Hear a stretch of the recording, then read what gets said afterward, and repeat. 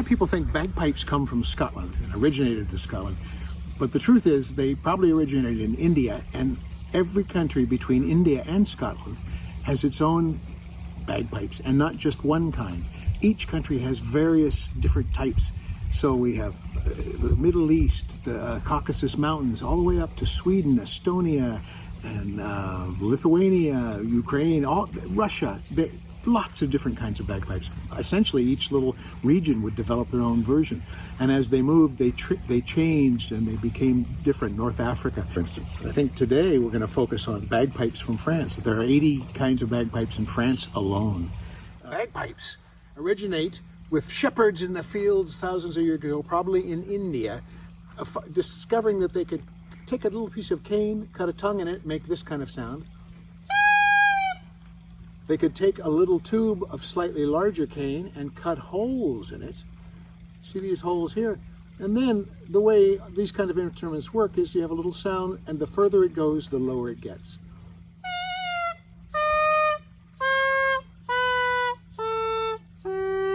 All the way down to the bottom of the tube. And they would make little melodies.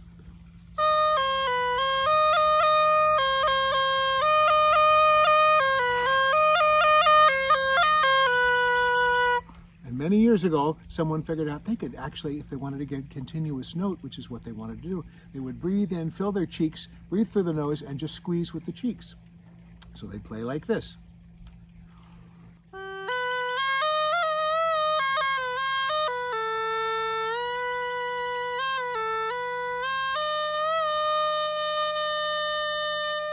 And at some point, people began to make instruments like this one. This is called an alboca, and it comes from the Basque country. And if you can see, it's got two tubes right there with very similar reeds inside, and they play it the same way. This is how they play it in the Basque country.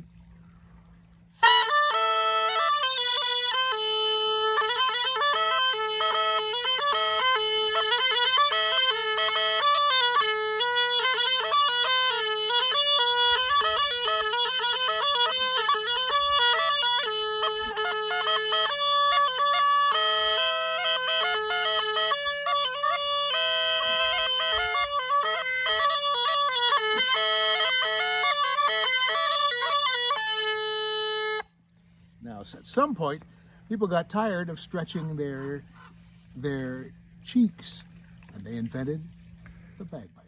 So this is the ancient instrument mouth on. Well, this is related. It actually comes from Gascony, which used to be related to where the Basque country is.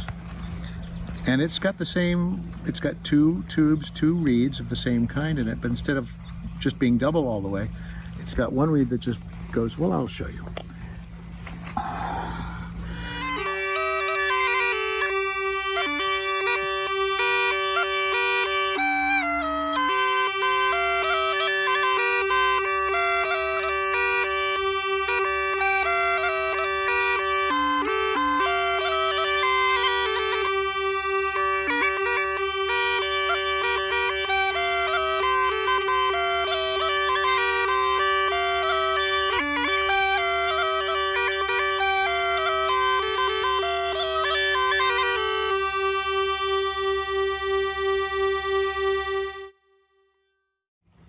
You have bagpipes that have a chanter, which is the melody pipe, and you have a drone here, which is a pipe that just makes a constant tone. And in France, mostly, not all, but mostly, you'll have the chanter, the melody pipe, and the drone right next to it. The only reason for this to be the case is because it's an echo of the bagpipes that I showed you before, where they have two pieces of cane next to each other. It's just one of the many historical continuities that come down. But France is fascinating because they do have so many kinds of bagpipes, and most people don't even know that France had any bagpipes. This is from France also, Cornemuse du Centre. It's from the big central, the Massif Central, the Central Plateau. And these bagpipes, they make them in various sizes. This is not the biggest. The biggest is about this long. And so this one is in the key of D. They call it a 20 pouce. A pouce is a thumb. They measure with thumb measures. The low sound you'll hear comes from the drone. which is a reed in here, and it travels all this distance and makes it sound in that very lowest continuous sound. There's a second drone in French bagpipes, which is always alongside the chanter. So it sounds like this.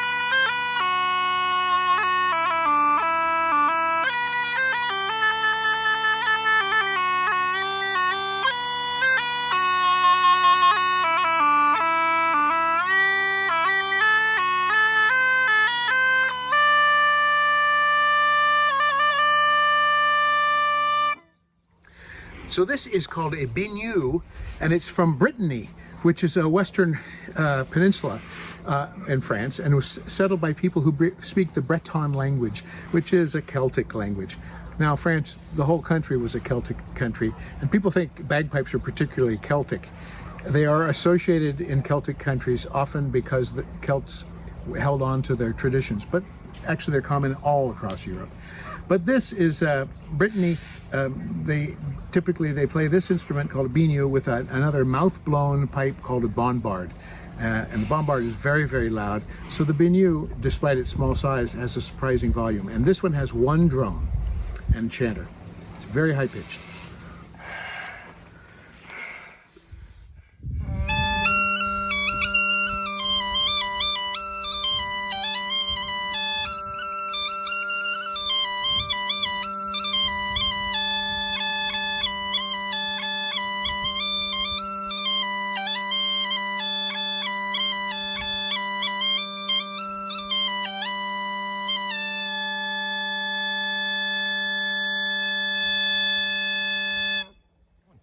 So this is a bagpipe that was developed in the 1800s out of the earlier bagpipes. And you'll notice it is powered by a bellows. I'm not blowing into it.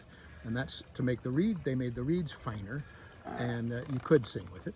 But it's got one long drone, a second drone, and then a little tiny third drone back here. And it's called a cornemuse béchenée, after the man that made it.